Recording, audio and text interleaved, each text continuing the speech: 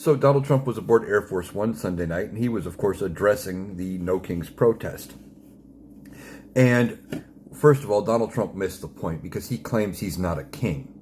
Well, he's right. He's not a king. So he's like, well, I don't see the point of the protest. The point was, we don't like the fact that he wants to be a king. We don't like the fact that he is trying to rule by executive order as if they were royal decree.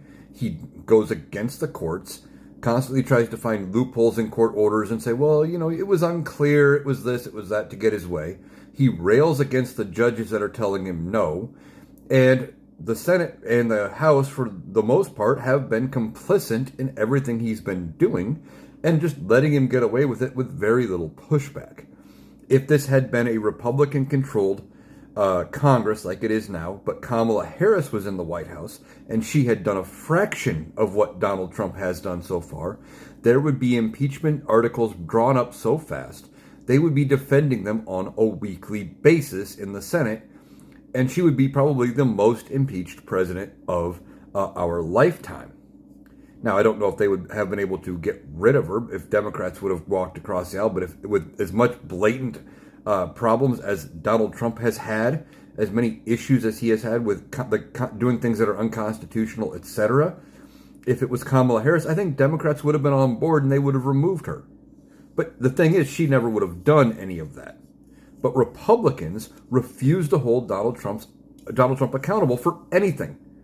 They are letting him do whatever he wants right now because they think it is still politically better to keep him in, their good, or to be in his good graces. And until they realize that they have lost this upcoming midterm election, more than likely, and it is politically better for them to walk away from Donald Trump, they're going to continue to let him get away with doing whatever. But then he talks about the crowd size. Oh, they were very small. How do you call 7 to 10 million people around the country small?